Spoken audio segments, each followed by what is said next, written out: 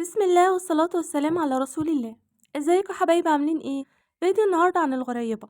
طبعا مكونات الغريبة بسيطة ومعظمنا عارفها، بس في ناس ممكن تعملها بنفس المكونات بس ما تطلعش معاها مظبوط، يعني ممكن تسيح في الفرن او تفرش منك او كمان تنشف. كلها اخطاء ما بنحبش نقع فيها، لكن الفيديو ده هيعرفك تعملي ازاي غريبة ناعمة وطعمها جميل وبتدوب كده وانت بتاكليها، وليه لونها بيكون فاتح كده لما بنشتريها من بره. ومش شرط خالص تستخدمي سمنة بلدي، هاتي سمنة نباتي وانا هقولك هتحط لها اضافات هتعززلك الطعم وهتخلي ريحتها وطعمها جميل جدا. لو عملتيها معايا بنفس الخطوات دي مش هتشتريها من محلات تاني وهتحبي تعمليها في البيت على طول. اول حاجة هنقول بسم الله ونصلي على الرسول وندعي لاخواتنا في غزة ربنا ينصرهم يا رب. معايا هنا كوبايتين من الدقيق المنخول، ومعايا كوباية سمنة ساقعة بس مش كوباية كاملة، يعني كوباية إلا معلقة، يعني هتنقصي من الكوباية معلقة كبيرة. هتطلعيها من التلاجة كده قبلها بربع ساعة أو بنص ساعة. أهم حاجة ما تكونش سايحة، تكون متماسكة معايا. وكمان نص كوباية سكر بودرة. المقادير المتعارف عليها لكل كيلو دقيق نص كيلو سمنة ربع كيلو سكر بودرة. وما تكتريش في السكر علشان خاطر العجينة ما تفرولش معاكي. كيلو دقيق نصه هيكون سمنة ونص السمنة هيكون سكر. عملت معاكم فيديو قبل كده بس كانت السمنة بلدي، لكن السمنة دي سمنة عادية خالص، فهضيف لها حاجة كده بسيطة علشان تعزز معايا الطعم وتخليها طعمها جميل. جبت هنا لبن بودرة، هستخدم بس معلقة كبيرة منه، وممكن تضيفي كمان كيس فانيليا هيخلي ريحة الغريبة حلو. لكل كوباية سمنة معلقة كبيرة من اللبن البودرة. اوعوا تفكروا ان انتوا تعملوا الغريبة بالزبدة، لان الزبدة طبعا بيبقى فيها حليب، والغريبة بتتعمل بالمكونات الجافة بس علشان خاطر ما تبص منك. هنزل اول حاجة بالسمنة وهضربها كده بالمضرب الكهربائي، لو مش متاح معاكي المضرب ممكن بالمضرب اليدوي. هضربها كده وافضل المها 100 جناب.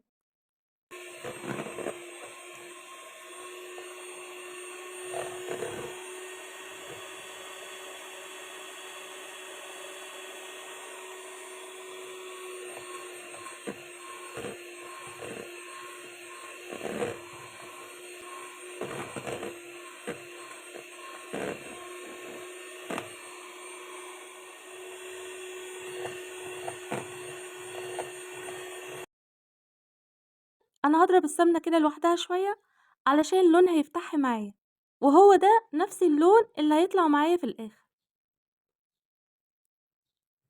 زي ما انتوا شايفين كده اللون بقى ما شاء الله فاتح. هبتدي انزل بنص كوباية السكر،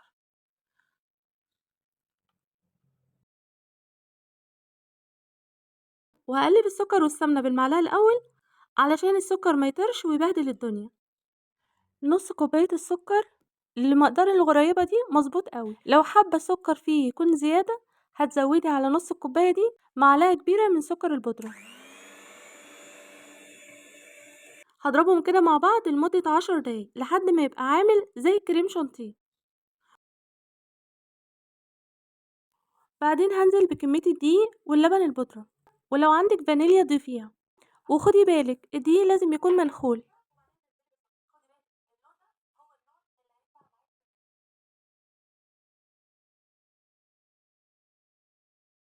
هقلبهم كده بالمعلقة وبعدين ابتدي المها بايدي. هتفرول كده شوية وبعدين هتتلم معايا. كده بقى عندنا عجينة ناعمة وطرية جدا.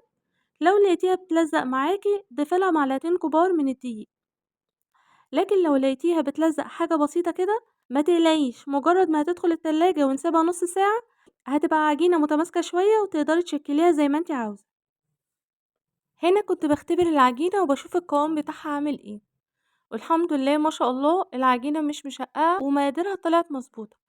اهم حاجة نوع الدقيق يكون كويس عشان دي حاجة مهمة جدا.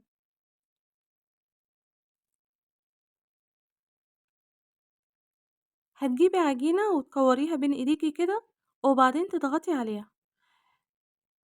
لو شققت لو شققت تبقى ناقصة سمنة،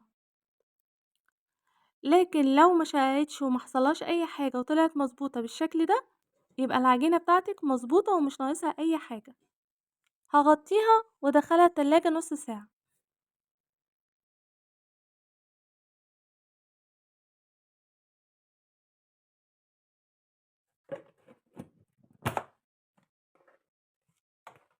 بعد ما العجينة خدت وقتها في التلاجة خرجتها وابتدي اشوفها، هي جمدت معايا شوية طبعا عشان فيها سمنة،